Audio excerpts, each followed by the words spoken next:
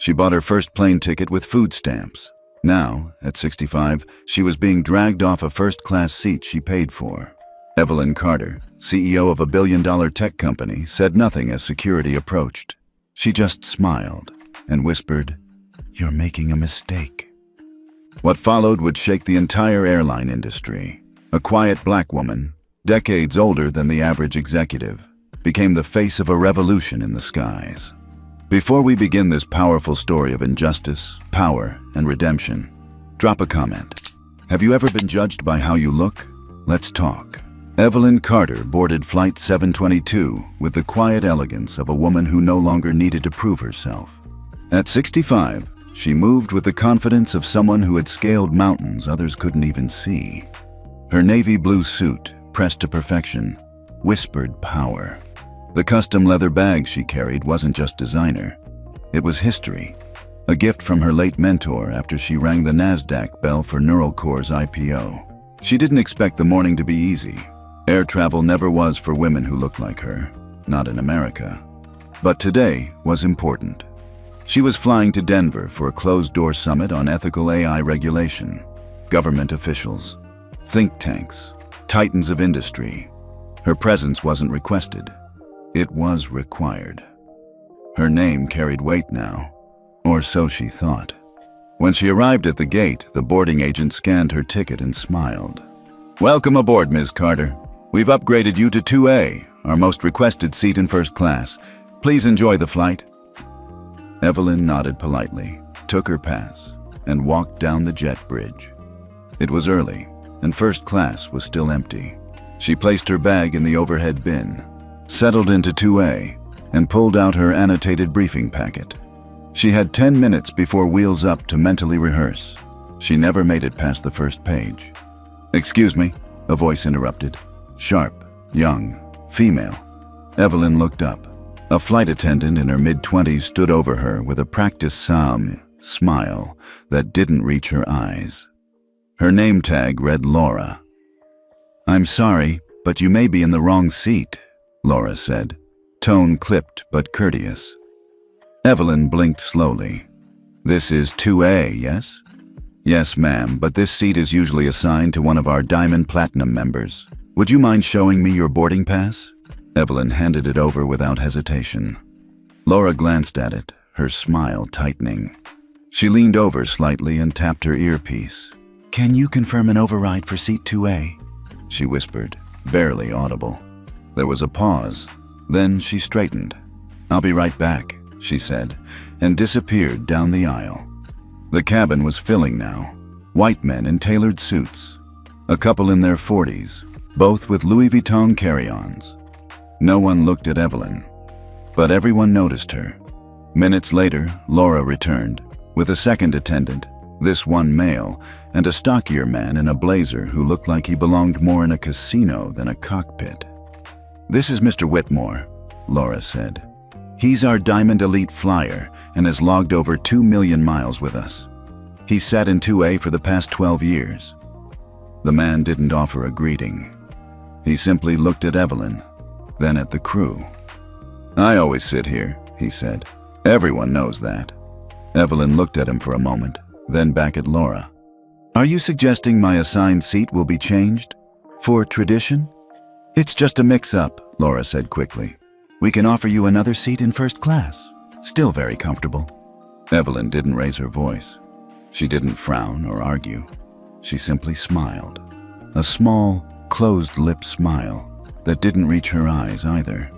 "This isn't my first rejection," she said softly, her voice steady. "But it might be my last." The words hung in the air. Laura hesitated. So did the male attendant. Mr. Whitmore simply scoffed. "I don't have time for this," he muttered. "Just get her moved." "We'd be happy to compensate you with a voucher," Laura added quickly. Evelyn didn't move. The first-class cabin had gone silent. Someone in 2D shifted uncomfortably. Another man pulled out his phone. A woman across the aisle was pretending not to listen, but her knuckles were white against her designer clutch. Evelyn adjusted the cuff of her jacket. "I have a paid seat. I have an assignment. If there's been an error, it is not mine." Laura turned to the male attendant. "Get security." "Wait," someone said. Everyone turned. A younger black man in 1B had spoken up. "I saw her boarding pass," he said. "She's in the right seat." Laura's jaw tightened. "Sir, please stay out of this." But it was too late. The atmosphere had shifted. Yet Evelyn shook her head slightly at the young man. "Don't," she whispered. "It's not your battle." Minutes later, 2 airport security guards arrived. "Ma'am, we've been asked to escort you off the aircraft," one said. Evelyn looked at them, then at the crowd watching silently. She gathered her papers, zipped her bag, and stood. "I hope one of you has a phone ready," she said, her voice still calm. "Because someday, someone will ask how this started." No one spoke. As she stepped into the aisle, she turned toward Mr. Whitmore. "Enjoy your seat," she said gently. "I hope it's as comfortable as your conscience." And then she walked. The aisle seemed to stretch for miles. Each step felt like a chapter from her past. Years of being dismissed, ignored, overlooked. From being the only black woman in the MIT lab to being mistaken for catering staff at tech conferences. From being called aggressive for speaking up to being told she was too old for leadership by a man 20 years younger. The cameras were rolling now. Passengers recorded discreetly, or not so discreetly. Laura stood frozen by the cabin door. The male attendant looked away. Mr. Whitmore was already sipping his complimentary champagne. Evelyn exited the aircraft with the grace of royalty, head high, shoulders straight. In the terminal, she sat quietly as the guards radioed in. She didn't say a word. She didn't need to. The internet would speak for her, and it would roar. Evelyn sat in the dimly lit lounge of Terminal C, away from the noise and buzz of hurried travelers. The velvet upholstery on the armchair did little to ease the weight pressing down on her chest. She crossed her legs slowly, adjusted the scarf around her neck, and opened her phone. She scrolled past the notifications, tweets, tags, videos already picking up traction. Her removal had not gone unnoticed, but it wasn't time to lean into the noise. Not yet. She dialed the number she'd used fewer than a dozen times in the past decade. The man on the other end never answered unless it was truly urgent. The line rang once, twice. Then, "Evelyn," said a voice, smooth as aged bourbon and just as dangerous. "I assume you're not calling for small talk." "Franklin," she said calmly. "I was just escorted off a Titan Air flight.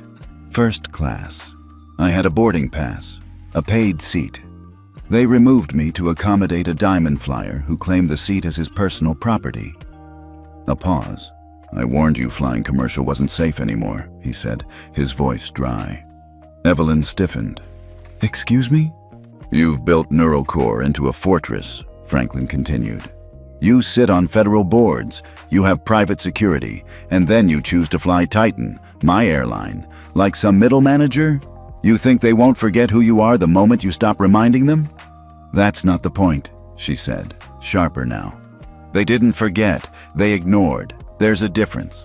Franklin exhaled slowly. "What do you want, Evelyn?" She hated the way he asked it, as though she was coming with a handout, not a demand. "I want you to tell me this will be handled, that there will be consequences." There was silence on the line. Not long, but long enough to sting. "You know how optics work. The flight crew said you were non-compliant. The passenger in question is a legacy investor. You want blood, it's going to cost political capital. I don't feel like spending on a social media storm." She almost laughed, but it wasn't humor that bubbled up. It was memory, cold and hard. "I see," she said softly. "I suppose I forgot how little some friendships matter when stock prices are involved." "Don't be dramatic," Franklin said. Evelyn didn't reply. "I'll look into it," he offered as a concession. "But if this is going to be one of your crusades..." "It's not," she cut in. "It's a reckoning." She ended the call before he could respond. She sat still for a while, long enough for the anger to rise, crest, and recede. Then, without a word, she reached into her bag and pulled out an old leather-bound notebook. The pages were faded, but the ink still sharp. It had traveled with her since her days at MIT. She opened to a page dated September 1981. Rejected. Again. Third time. The scholarship committee said my background wasn't a fit for the program ethos. What does that mean exactly? That I'm too black? Too female? Too poor? She traced the lines with her fingers. Her younger self had been raw, angry, brilliant, impatient.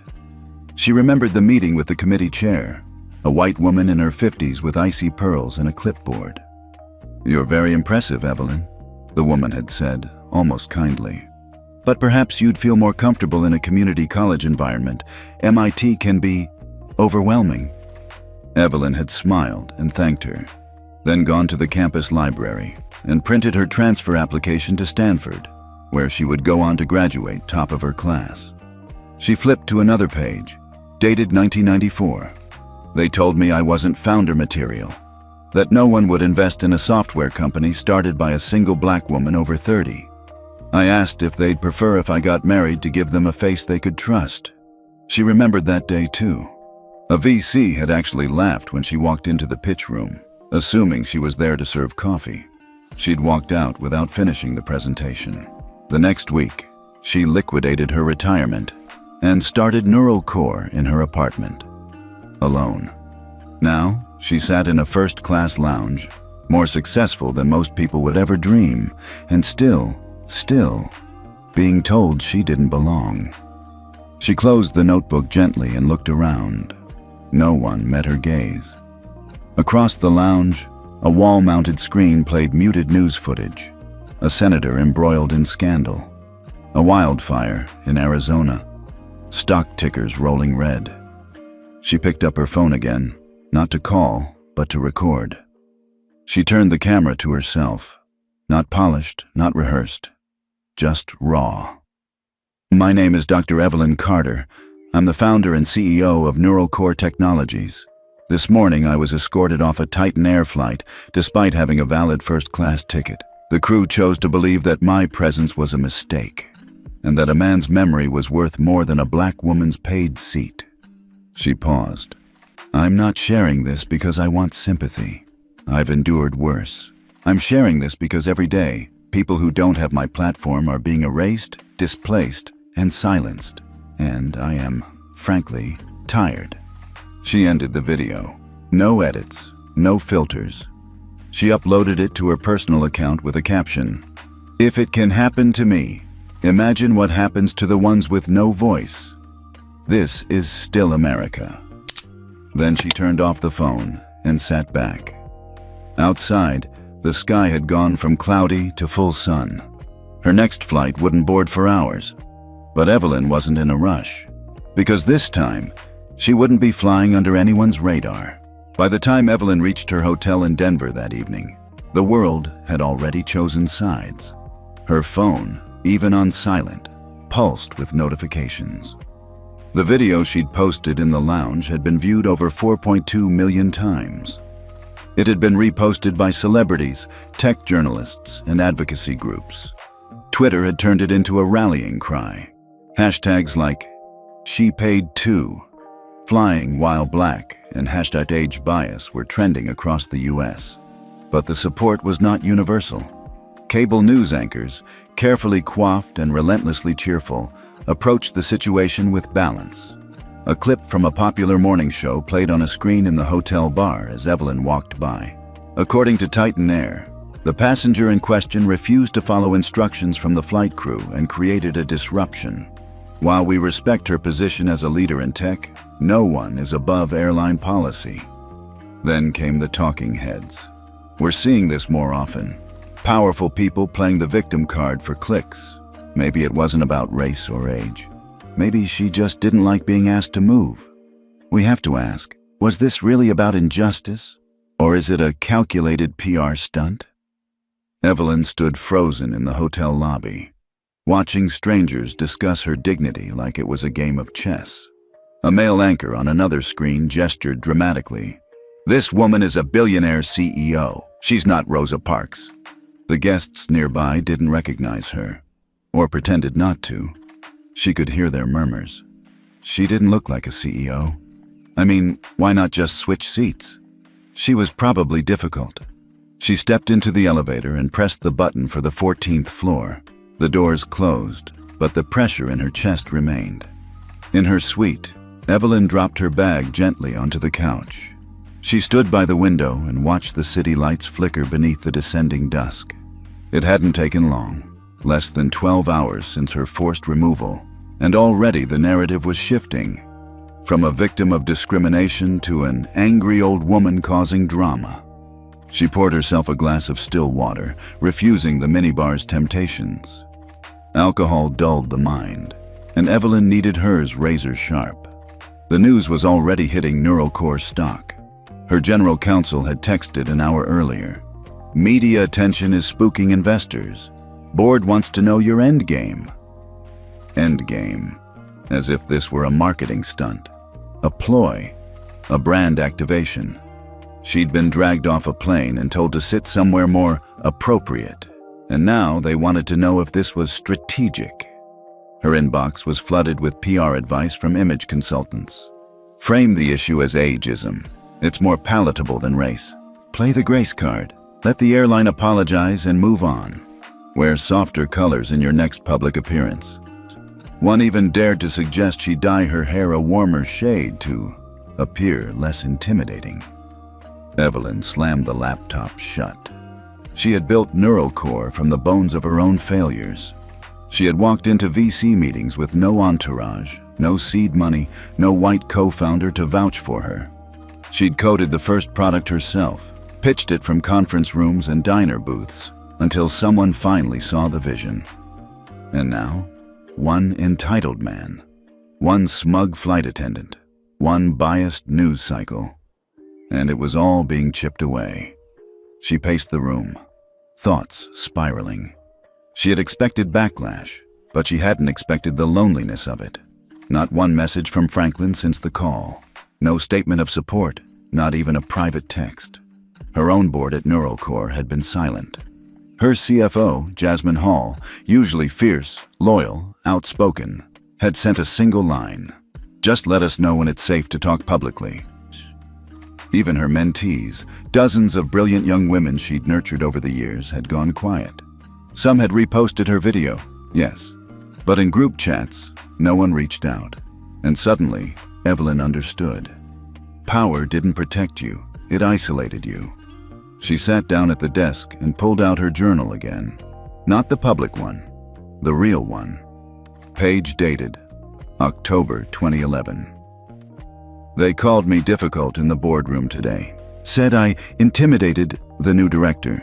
I said nothing louder than he did. I wore the same suit I always wear, but somehow I was the problem. She read the next entry. Investor walked out of pitch meeting when I mentioned I was 52. We don't invest in founders past their prime. Prime for what? Making babies? Am I expired like yogurt now? Her pen hovered, and then she wrote, Tonight, they tried to make me feel small again, but I remember the girl they laughed out of MIT. The woman who was told to be grateful just to be in the room. I didn't survive those years to shrink now. Her phone buzzed again. CNN had posted Titan Air's official statement. While we regret any discomfort caused, the safety and compliance of all passengers is our top priority. The passenger in question refused to follow flight crew instructions and was removed in accordance with federal aviation guidelines. They had thrown her to the wolves. She stared at the screen. Her hands did not shake. Her eyes did not water. But somewhere in her chest, something cracked. Not broken, just split. Like the earth before an eruption. She reached for her phone again and opened a new video. This one wasn't calm. It wasn't graceful. It was steel. Titan Air has accused me of being non-compliant. Let me be clear. I was silent. I was polite. I followed every instruction until I was told that tradition and privilege mattered more than my paid ticket. And when I refused to give up a seat I had every right to occupy, I was dragged out. That is not policy. That is erasure, and I will not be erased. She posted it with no caption. Let them write their headlines. She would write the future. By noon the next day, Evelyn Carter's second video had eclipsed her first. In less than 24 hours, her name trended across every major platform. Editorials began to shift tone. Billionaire tech CEO removed for refusing to move for white frequent flyer became Titan Air faces growing backlash. An op-ed in The Atlantic asked, "Why do we still question who deserves first class?" Even the White House press secretary had been asked about it during the morning briefing. "We expect all Americans to be treated with dignity, regardless of status, race, or age," she'd said carefully. "We'll be watching developments closely." It was only then, that Franklin Rhodes called again. Evelyn let the phone ring twice before answering. "I assume you've read the headlines," she said flatly. "I've done more than read them," Franklin replied, the slick charm back in his voice. "I've spoken with Titan's board. The crew's being reviewed, PR's drafting a new statement, and I've arranged for you to be reboarded immediately. Private escort, expedited security, the works." "How thoughtful," she said. "You should know," he added. "Preston Whitmore's team has gone silent, likely lawyered up. But this can be salvaged." Evelyn paused. "Salvaged," she repeated. "You think I'm trying to salvage my image?" Franklin chuckled. "I meant for Titan." "Of course you did." 2 hours later, she stood once again at the boarding gate, this time flanked by 3 airline executives, a security escort, and a PR coordinator named Mitch, who looked like he hadn't slept. "Dr. Carter," Mitch said, all strained smiles. "On behalf of Titan Air, we want to deeply apologize for yesterday's misunderstanding.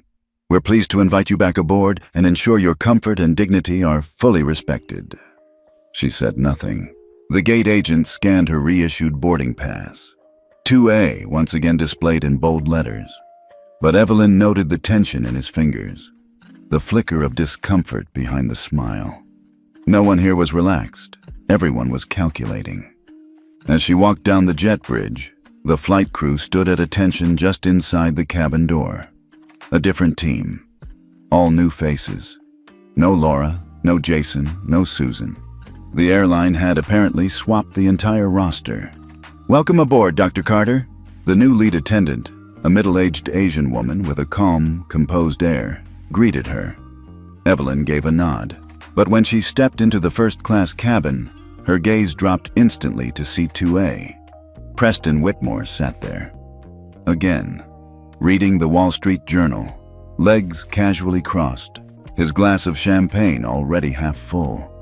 He looked up and smiled as if nothing had happened. "Oh," he said with mock surprise. "You're back." She stopped. So did the crew behind her. The silence that followed wasn't hostile. It was confused. Eyes darted between Evelyn and the occupied seat.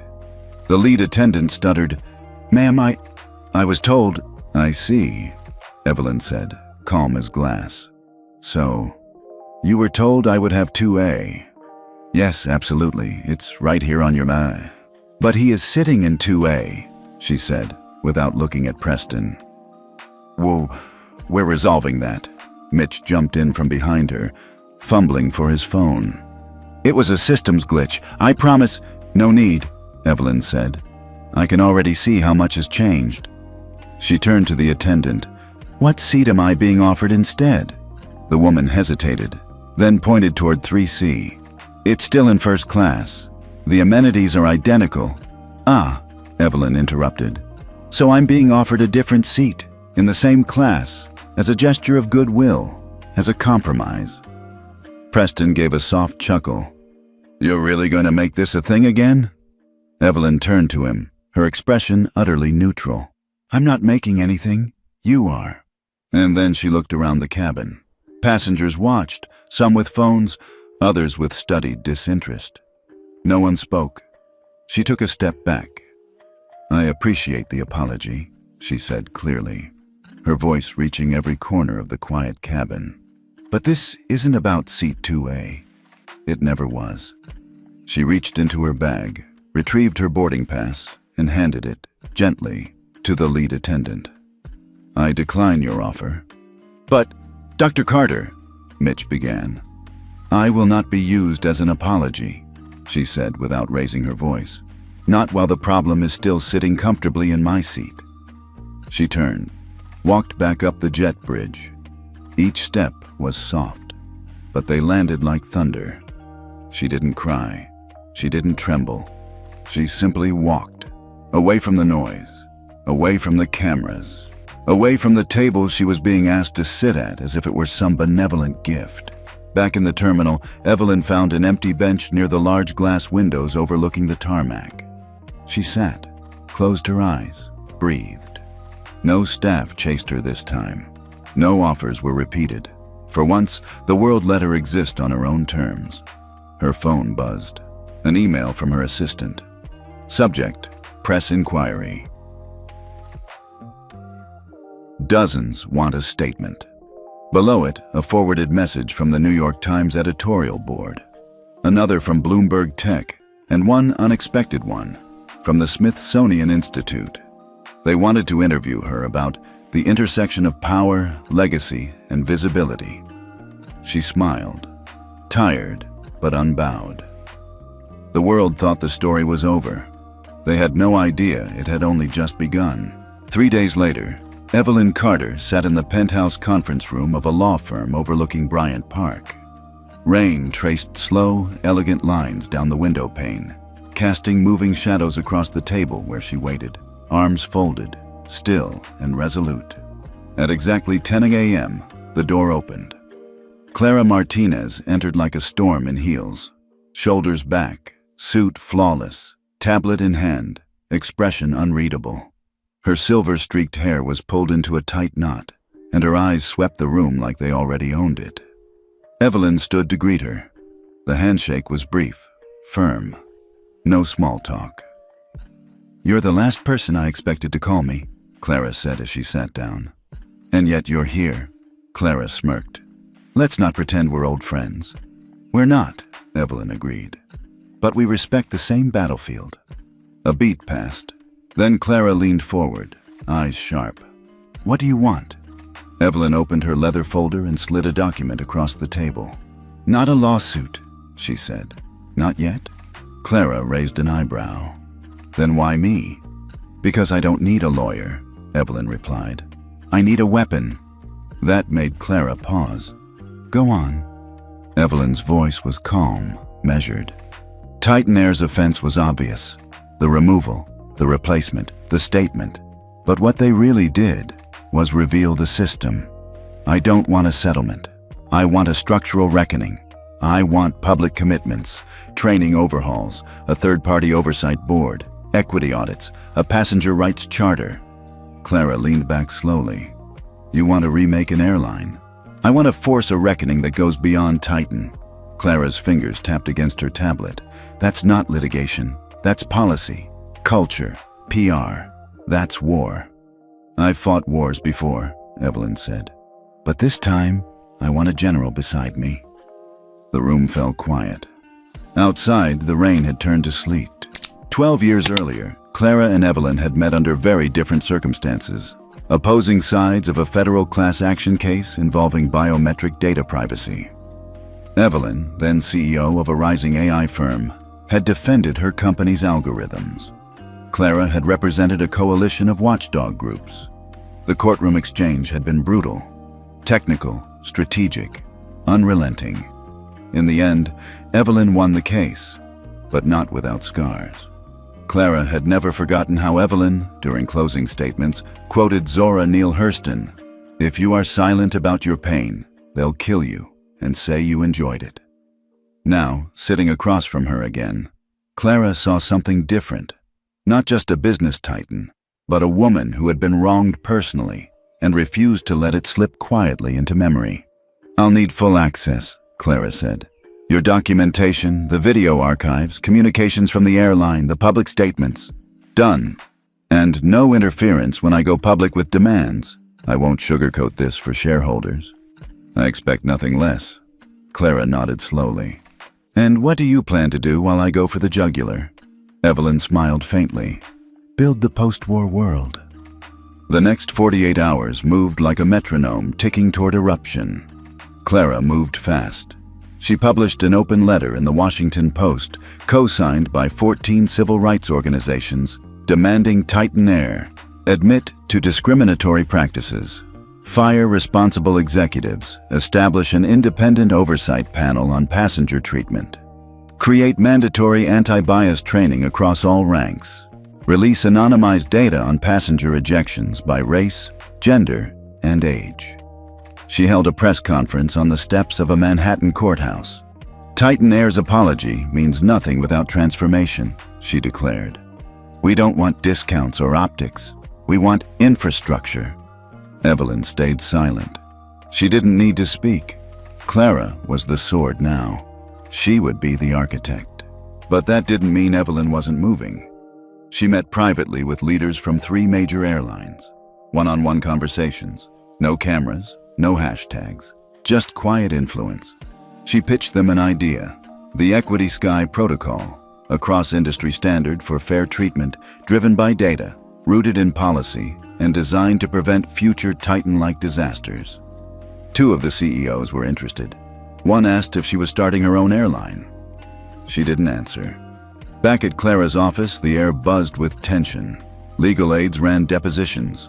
Analysts dissected Titan's internal memos. Clara's team uncovered an internal Slack exchange between crew managers the day after Evelyn's removal.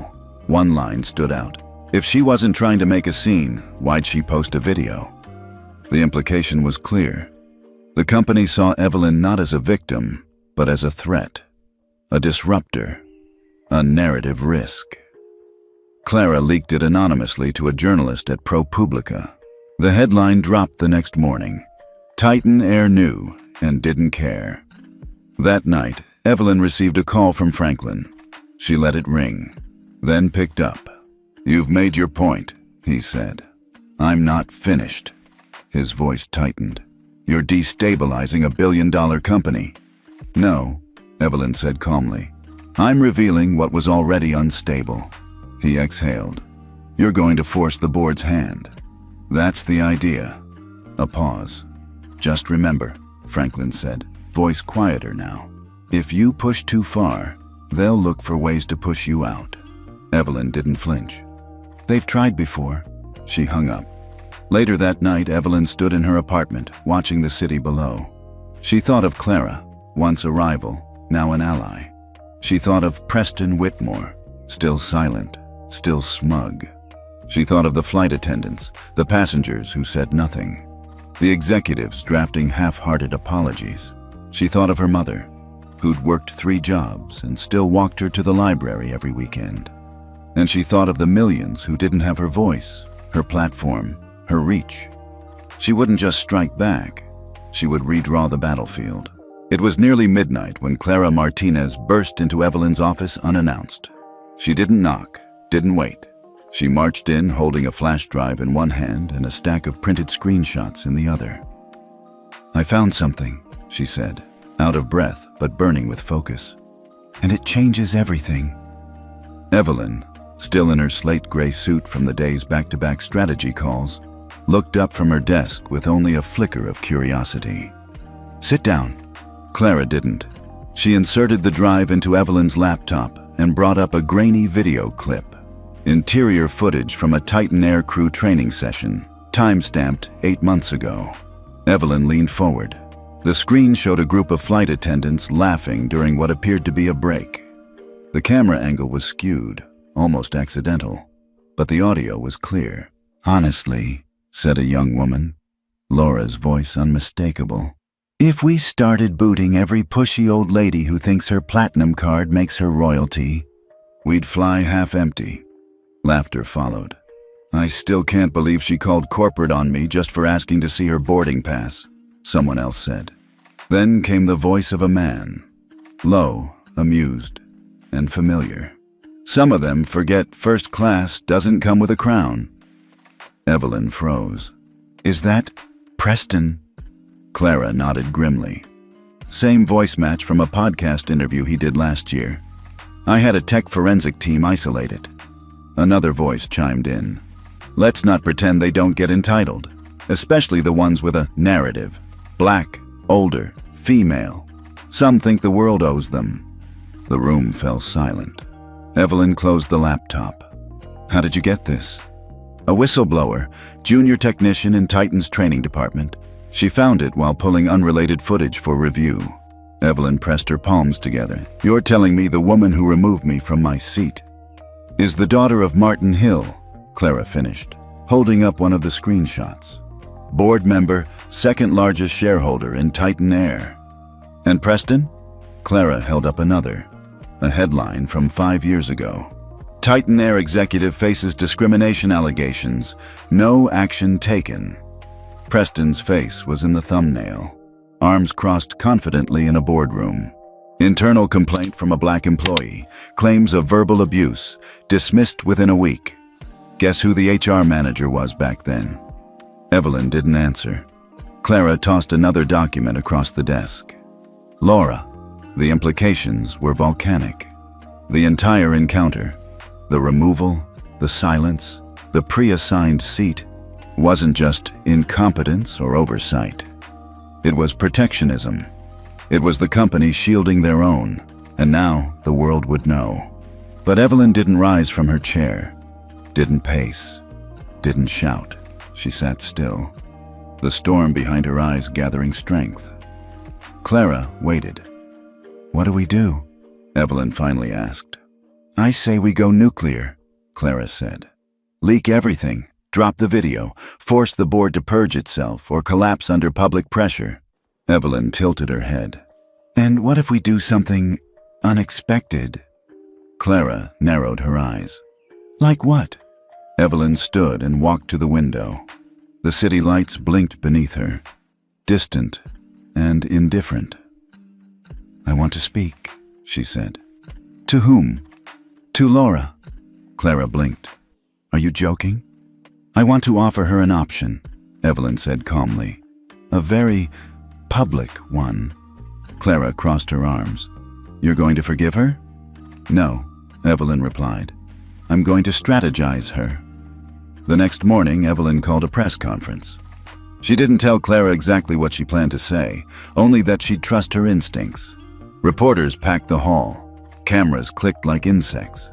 Evelyn stepped up to the podium in a deep blue dress. No notes, no script. Before we discuss lawsuits and policies, she began, I want to talk about patterns. She recounted the story of her removal. The second boarding, the empty apology, the occupied seat, the silence. Then she paused. And now, she said, I want to talk about forgiveness. A murmur rippled through the room. I've learned that my flight attendant, Laura Hill, is not just an employee. She's the daughter of a Titan Air board member. And I've learned that her decision that day may not have been hers alone. She scanned the room. I am not absolving her, but I am offering her something better than absolution. Accountability. Reporters leaned in. I am inviting Ms. Hill to meet me. On camera, in conversation, no scripts, no handlers. I want her to tell the world what she believed that day, and what she believes now. Gasps echoed. One journalist stood and asked, Is this part of a settlement? No, Evelyn said. It's part of a system shift. Later that evening, Clara barged into her office again. You blindsided me. Evelyn handed her a cup of tea. And yet, we're trending again. You offered a stage to the person who humiliated you. I offered a mirror, Clara. Let's see if she can look into it. Clara stared for a long moment. Then, slowly, a smile crept across her face. You're dangerous, Evelyn Carter. Evelyn raised her cup. Only to people who think I'm not. The ballroom at the Midtown Civic Center was meant for galas. Gilded ceilings, chandeliers dripping with crystal, polished floors that reflected every camera flash like starlight. But on this day, Evelyn Carter repurposed it as a courtroom. Not one of judgment, but of truth. A stage was erected at the front, simple and stark. A single podium, a projection screen, and 15 empty chairs arranged in a semicircle. No brand banners, no PR slogans. Just silence and the steady hum of anticipation. It was Evelyn's idea to call it the passenger testimony. This wasn't about her story anymore. It was about everyone else who'd been erased with less attention, fewer hashtags, and no recourse. At 9 a.m. sharp, Evelyn stepped onto the stage. She wore no makeup, no jewelry, except for a thin bracelet engraved with the initials of her late mother. Her voice, when it rang out, was low, but unwavering. "Thank you for being here," she began. "I've spoken a lot these past few days, but now I'd like to listen." She clicked a remote in her hand. Behind her, the screen lit up with a single sentence: "You're in the wrong seat." Gasps echoed through the audience. Evelyn waited. "This is the phrase I heard before being removed from a seat I paid for," she continued. "But I've since learned I wasn't the only one. In the days following that flight, I received thousands of emails. I read every one," she paused. "And today, I've invited just a few of those voices to speak." The first to take the stage was a middle-aged man with a weathered face and trembling hands. His name was Kenneth Moore, a retired firefighter from Georgia. "I was traveling to bury my brother," he said softly. "I had a business class seat. I sat down, and within minutes, a crew member asked me to double-check my boarding pass. No one else was asked, just me." He looked down, then added, "I was wearing my old station jacket. Maybe that made me look out of place." Next came a young Latina teacher named Rosa Alvarez. "My students raised money to send me to an educational summit," she said. "First time I ever flew. When I got to the gate, they told me my ID didn't match. It did. I'd just gotten married the week before and updated my name. They made me wait. I missed the flight." Her voice cracked. "I cried in the airport bathroom for an hour." Story after story followed. A Sikh man detained for random screening 8 times in 1 year. A pregnant woman denied pre-boarding because her belly wasn't big enough to prove. A veteran in a wheelchair asked if he could transfer himself without help. But it was the final speaker who silenced the room completely. Her name was Mrs. Thelma Monroe, 83 years old. Dressed in a lavender suit, her hat adorned with a single silk flower. Evelyn helped her to the stage personally, offering an arm. Mrs. Monroe took her time. When she reached the podium, she pulled a folded boarding pass from her purse and held it up. "This," she said, voice clear, "was my ticket. Seat 3C, first class. I saved for it for years. It was a promise to myself. One last trip to see my childhood home in Birmingham before my legs gave out." She held the ticket higher.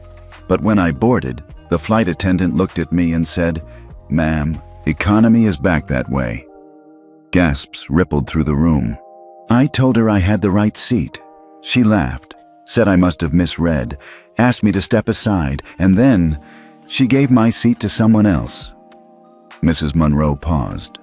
"I was too tired to argue. I sat in the back. My legs swelled so bad I couldn't walk for 2 days." Her hand trembled slightly as she returned the boarding pass to her purse. Then she looked directly at the cameras. "I didn't tell anyone because I thought maybe it was my fault. But then I saw Miss Evelyn's video, and I realized. We all been told to sit where we don't belong." The room was silent. And then, quietly at first, someone began to cry. It spread like rain. Soft sobs, wiped eyes, tissues passed hand to hand. Evelyn stepped forward again, her voice no longer quiet. "This is not just an Evelyn Carter problem. It's not just a Titan Air problem. This is what happens when bias becomes infrastructure, when politeness replaces justice, when corporations believe silence equals safety." She turned to the press. "I won't accept their voucher. I won't accept their apology. What I demand is structural change. For me, for Mr. Moore, for Rosa, for Mrs. Monroe, for the people who aren't in this room because they were too afraid, too tired, or too used to being dismissed to speak." She looked into the sea of cameras. "We don't want compensation. We want recognition, and we want protection." That night, the headlines were unmissable. "Passengers speak out at Carter's hearing. We've all been told to move." "Titan Air faces class action momentum as public testimonies go viral." 83-year-old woman breaks down. "We all been told to sit where we don't belong." Social media exploded again. but this time with clips not of Evelyn, but of them. The passengers, the silenced, the ones who had never trended, never testified, never been believed. Until now. Backstage, Evelyn embraced Mrs. Monroe. "Thank you for speaking," she whispered. The old woman smiled, eyes glistening. "Child, thank you. I never thought anybody would care what happened to me in row 3. Evelyn looked her in the eye. "I care, and now, so does the world." The resignation came at dawn. A 3-sentence press release, buried beneath headlines about stock slumps and investor walkouts. Titan Air announces the immediate resignation of CEO Patrick Langley. The board thanks Mr. Langley for his service.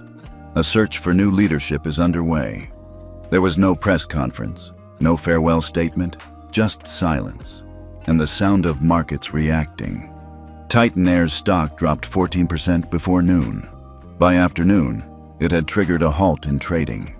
And still, Evelyn Carter said nothing. She was in her kitchen when the news broke, pouring a mug of black coffee, the morning sunlight filtering through sheer curtains. Jasmine Hall, her CFO, called first. "They're going down hard," she said. "Langley's out. Half their board is in emergency session. Do you want to comment?" "No. You're trending again." "I'm always trending lately." "Evelyn," Jasmine said cautiously, "they're talking about naming you interim CEO, or at least putting you on the board. It's being discussed behind the scenes." Evelyn took a slow sip of her coffee. "I'm not interested in becoming the face of someone else's cleanup," she said. "Then what do you want?" Evelyn stared out the window. "To break the mirror, they keep trying to dress up." Within the hour, her assistant forwarded a formal invitation from Titan Air's remaining board members. "Ms. Carter, in recognition of your leadership, insight, and public trust, the board of Titan Air invites you to join as an independent director to assist in guiding the company towards systemic change." The language was polished, careful, hopeful, but Evelyn knew what it really was: damage control. That evening she stood at a podium again. Not in a courtroom, not at a protest, but at a business summit where she had already been scheduled to speak months prior. The timing was serendipitous. The audience included executives, policymakers, and investors, many of them previously tight-lipped about the Titan scandal. Now, they leaned forward. Evelyn stepped into the light and paused before speaking. "I've been offered a seat," she said plainly, "on the board of the company that removed me, then denied me, then invited me back in a moment of panic." She scanned the room. "Some of you may think I should accept, that I could do more from the inside, that I could fix it." She smiled, softly. "But I've been inside systems my whole life, as the only one, the first, the token, the example. And what I've learned is this: a single seat at the table is not transformation, it's camouflage." The room stilled. "So no," she said, her voice rising. "I don't want a seat. I want a mirror, held up to this industry, this culture, these policies that dress up exclusion as logistics and bias as tradition." Gasps echoed. Some clapped, then stopped, unsure if it was appropriate. Evelyn continued. "I don't want to inherit a broken house. I want to change the zoning laws." Now the applause came, unprompted, loud, and sustained. That night, 3 of Titan Air's top institutional investors pulled out. A Saudi conglomerate froze future contracts. A Fortune 100 tech partner suspended all joint advertising. A viral thread on X, formerly Twitter, laid out 15 other discrimination incidents involving Titan staff over the last decade, all swept under the rug. By midnight, #Boycott Titan had overtaken the Super Bowl pre-hype in national engagement. Inside Titan's Manhattan headquarters, the atmosphere curdled. Mid-level managers resigned preemptively. An anonymous employee published an open letter titled, "We Knew." Even the janitorial staff was fielding press inquiries, and at the center of it all, not Evelyn Carter. She was already looking ahead. At Neural Core, Evelyn met with her leadership team. "Titan will try to rebuild," her CTO said. They'll look for a figurehead, someone safe. Let them, Evelyn replied. We're not playing in their sandbox. We're building our own. Jasmine looked up from her tablet. Do you want to make a formal statement about declining the board seat? Evelyn paused, then said, No. Let the silence speak. Across the industry, the effect was immediate. Other airlines scrambled to review policies. One released a diversity report within 72 hours. Another quietly offered vouchers to 3 previously ejected passengers. But the public wasn't satisfied. They wanted transparency, change, names, and they wanted Evelyn to lead it. Back at home, Evelyn stood on her balcony. The city stretched out below her like a live circuit board. She didn't feel triumphant. She felt awake. This wasn't the end of something. It was the unmasking of everything.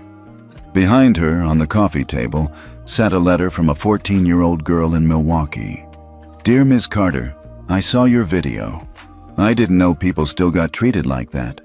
My grandma says it's always happened, but I thought it would be better by now. I want to be an engineer, but sometimes I feel invisible. Watching you made me feel seen. Thank you. Evelyn folded the letter carefully and placed it in her notebook.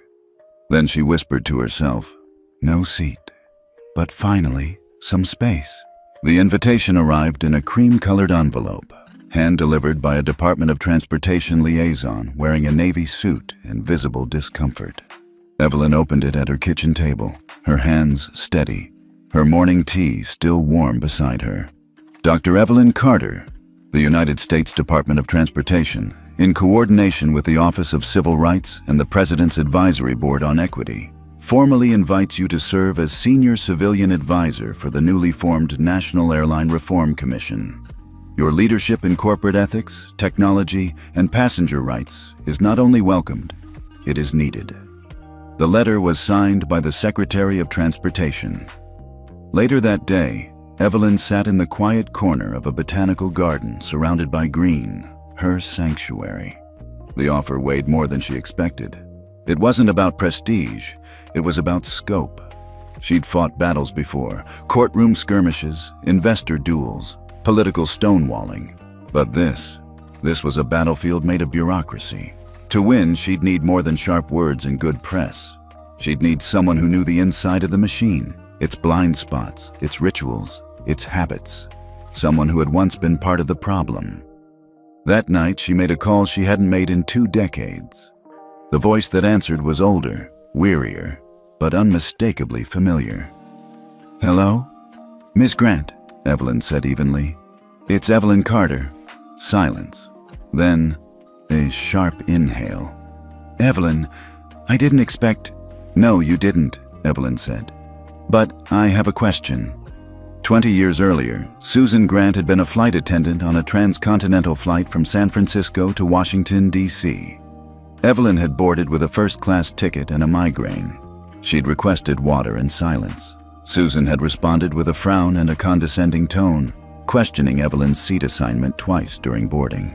Later in the flight, when Evelyn asked for a blanket, Susan had said, in a voice just loud enough for other passengers to hear, Maybe next time book business class if first is too much. Evelyn hadn't said a word back, but she had remembered. Now, Susan sat across from her at a quiet cafe, nervously stirring cream into a cup she hadn't sipped from. I was wrong, she said softly. I was younger, stupid, full of my own self-importance. And if I made you feel... You didn't make me feel anything I hadn't felt 100 times before, Evelyn interrupted gently. You were just the latest face of a very old voice. Susan's eyes watered. I've thought about that moment more times than I can count.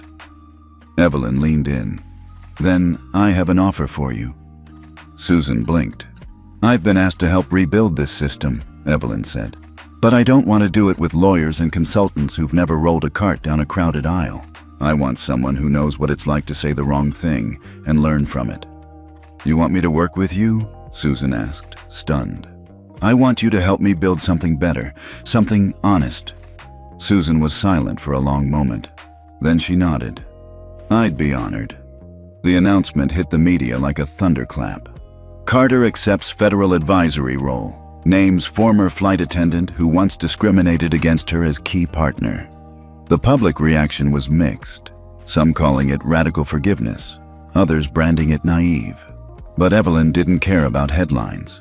She cared about impact. She and Susan began crafting what they called the Empathy Protocol, a training and certification framework designed not just to teach compliance, but to reshape the human experience of flying. Where existing programs focused on checklists and legal coverage, theirs focused on discomfort, humility, and lived experience.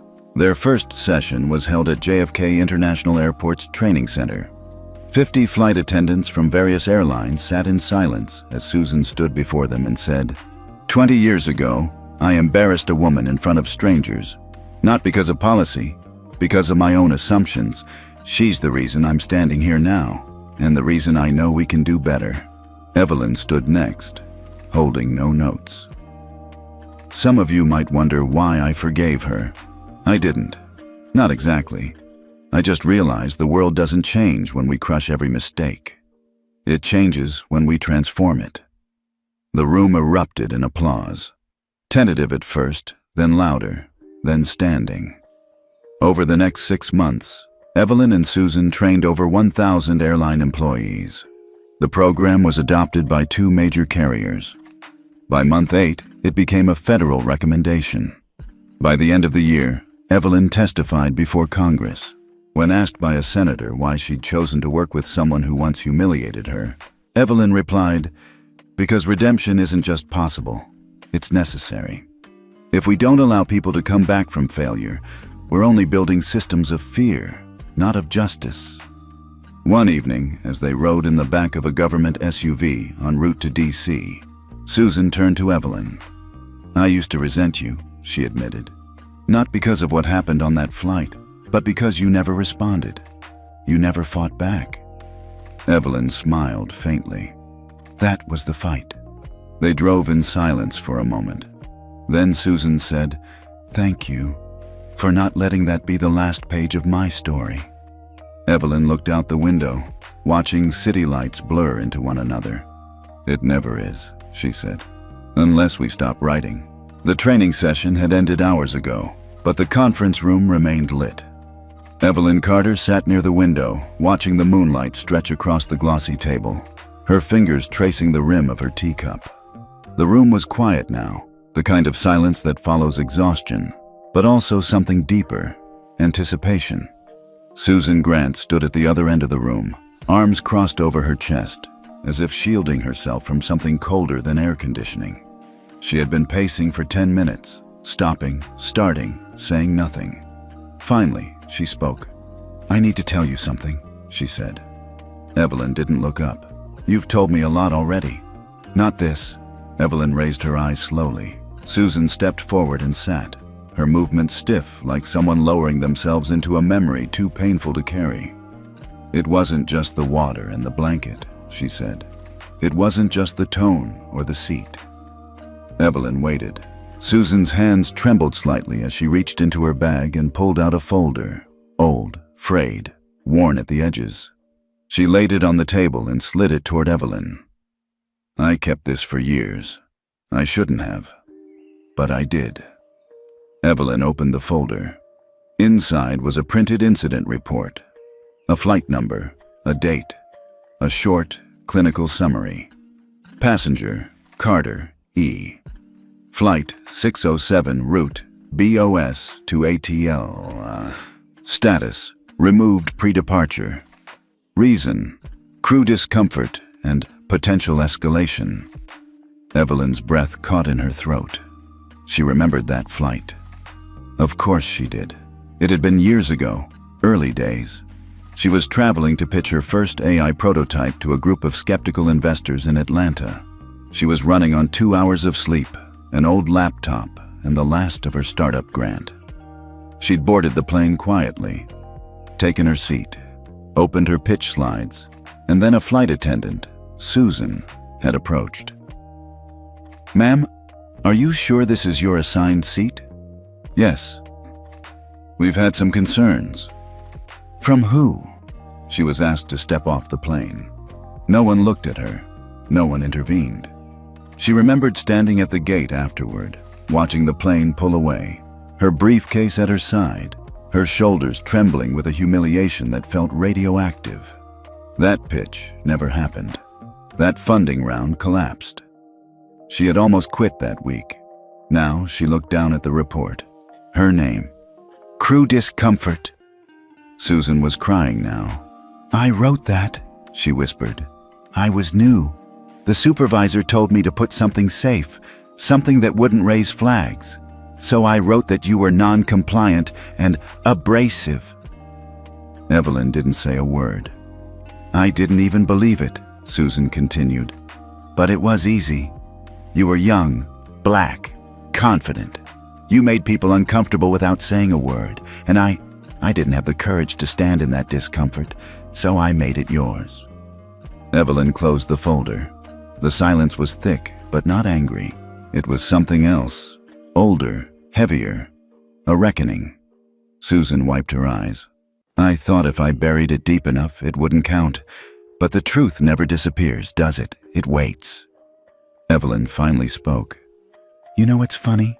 She said softly. I blamed myself for that day. For years. I thought I had done something wrong. That I had been too direct. Not friendly enough. That maybe I did look like I didn't belong. Susan looked up. I'm so sorry. Evelyn nodded slowly. I don't forgive you, she said. Susan froze. Evelyn continued. Because this isn't about forgiveness. It's about truth. Forgiveness implies a resolution. This, she tapped the folder. This was a fracture, one of many.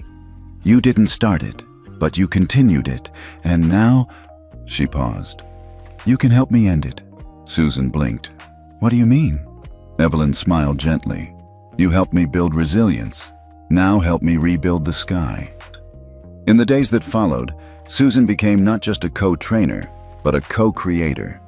She told the story of Flight 607 at every session, unflinching. She didn't sanitize it. She didn't soften her language. She admitted to weaponizing protocol, to shielding herself behind policies instead of people.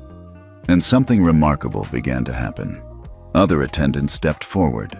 A man from Dallas shared a story about accusing a Middle Eastern passenger of acting suspiciously because he was praying. A woman from Miami confessed to assuming a young black woman in first class had stolen someone else's boarding pass. They weren't proud of their stories, but they were finally telling them. Because Susan had made it safe to say the worst thing and still choose to grow from it. Evelyn watched it all quietly. She didn't rush to center herself in every room. She didn't need to. Her presence was enough. A reminder that dignity could be reclaimed, even from ashes. One day, after a particularly emotional session, a young flight attendant approached Evelyn in tears. I was the one who recorded your removal, she said. I was in the last row. I didn't say anything that day. I just filmed. Evelyn looked at her gently. You spoke when it mattered, she said, and now you're here. That evening, Evelyn and Susan walked together along the Hudson, the city glowing behind them. You know, Susan said, I never thought this would be my life. I was just trying to survive in a system that didn't want either of us. I know, Evelyn said. I still don't understand why you chose me. Evelyn looked at her.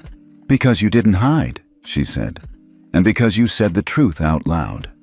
Susan nodded. Do you think we're making a difference? Evelyn didn't answer right away. Then she smiled. I think the sky's quieter now. They walked on.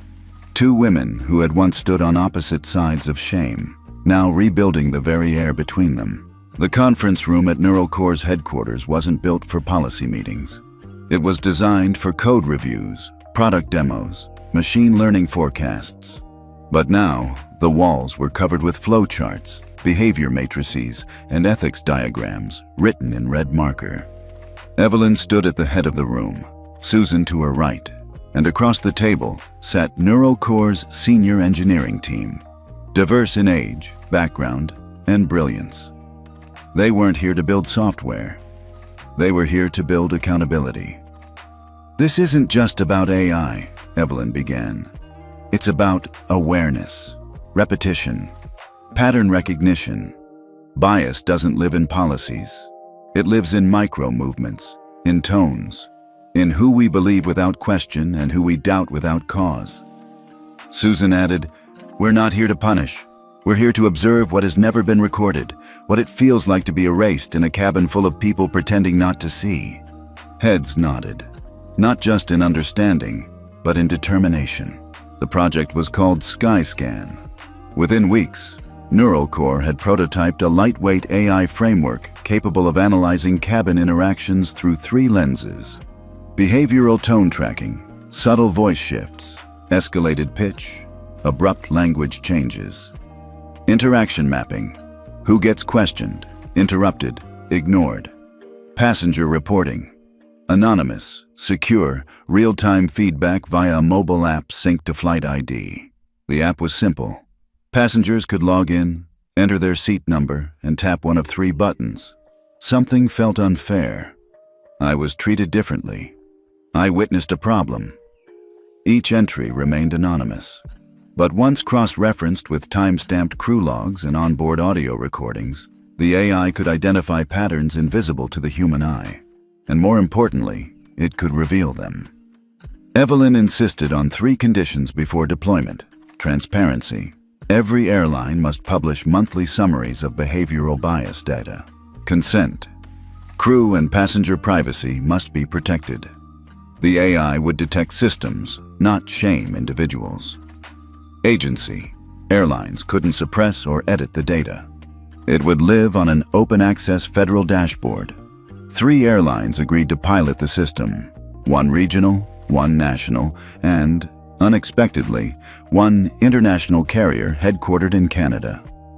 "I never thought I'd see the day," Susan muttered as she and Evelyn watched the first test flight take off from LAX.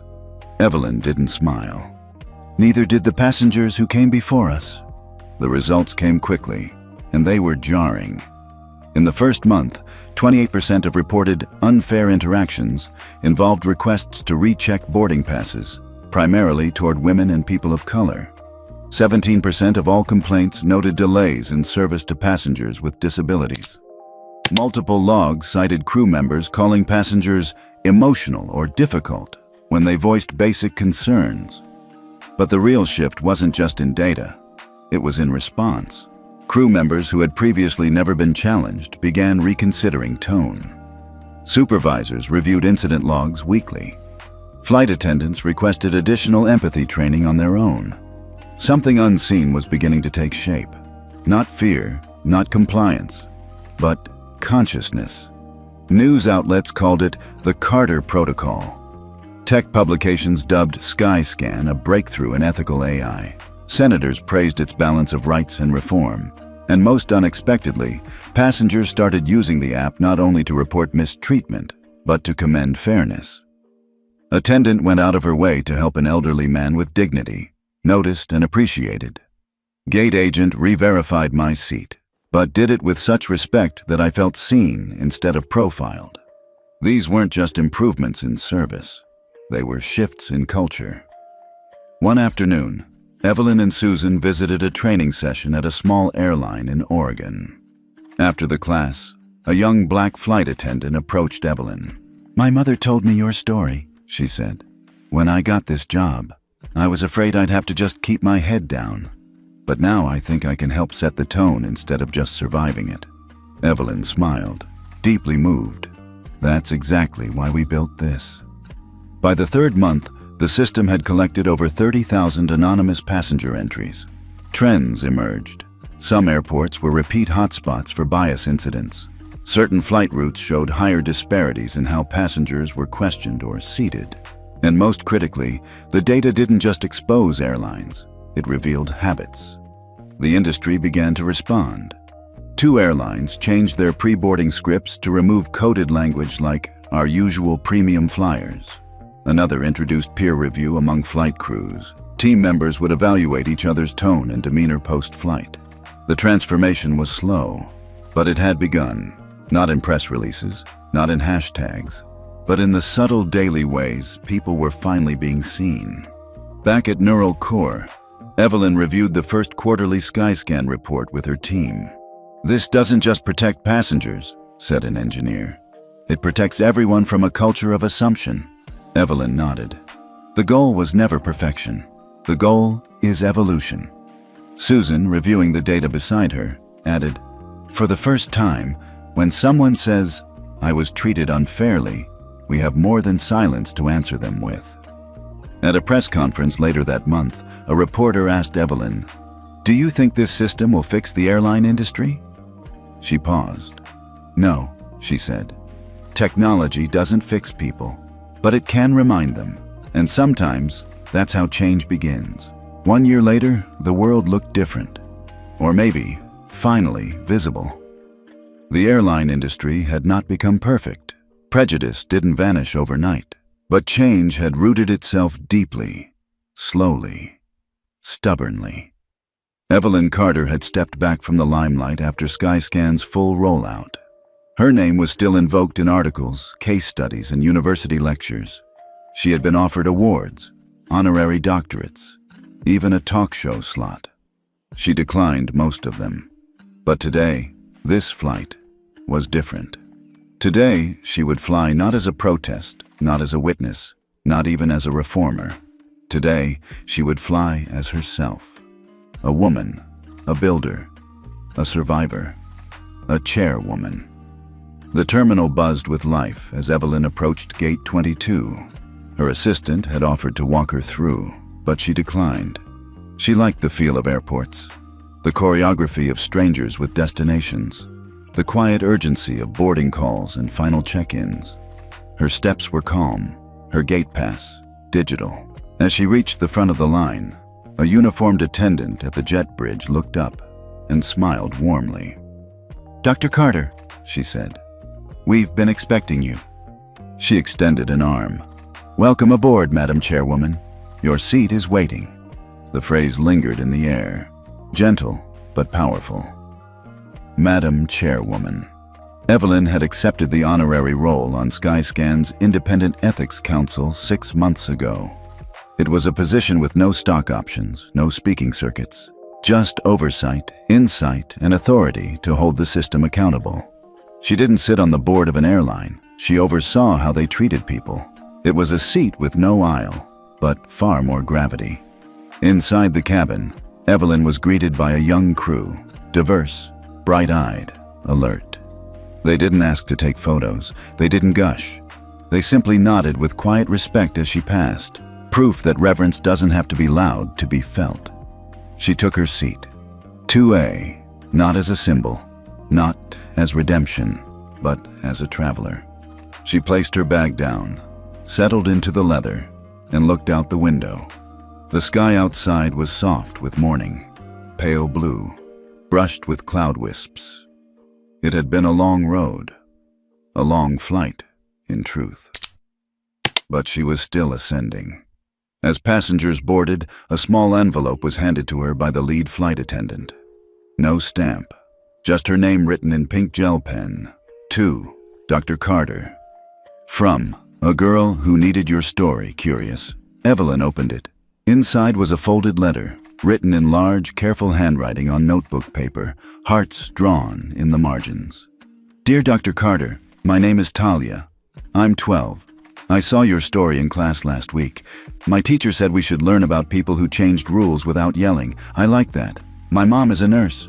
She used to work on planes, but said people were mean sometimes. She told me you made it safer for women like her to go back to work. I think that's brave. I don't know if I want to be rich, but I want to be respected. And now I believe I can be respected even before I'm rich. Thank you for making that feel possible. Love, Talia J. Evelyn read it once, then again, and again, each line a weight, each word a soft, persistent echo of everything she had endured. Talia didn't talk about power, she talked about dignity. And that, Evelyn realized, was the true legacy. Not policies or protocols, not positions or hashtags, but belief. Belief planted in the heart of a 12-year-old girl who now imagined herself treated with care, even when she had no title, no wealth, no right to be listened to, except her humanity. The pilot's voice came over the intercom, smooth and warm. Ladies and gentlemen, thank you for choosing Horizon Pacific. We're honored to welcome a very special guest aboard today. Dr. Evelyn Carter, your work has lifted us all. This flight's for you. A few passengers looked around, recognizing her now. One woman smiled softly and mouthed, "Thank you." Evelyn nodded back, not in grandeur, but in quiet understanding. As the plane began its slow taxi, she looked once more at Talia's letter, folded it neatly, and placed it inside her travel journal, next to the first boarding pass she had ever been handed. The one she kept from that night so long ago, when she'd been escorted off the aircraft and humiliated for simply existing in the wrong place with the wrong skin and the wrong gender and the wrong silence. That day, they had tried to make her invisible. Today, the world called her chairwoman. But more importantly, today, a girl she'd never met believed she was worthy. As the plane lifted into the sky, Evelyn pressed her hand gently to the window, watching the horizon blur and stretch. The clouds moved beneath her now, and she whispered, not to anyone in particular, but to herself, "We didn't change the world. We just reminded it who it could be."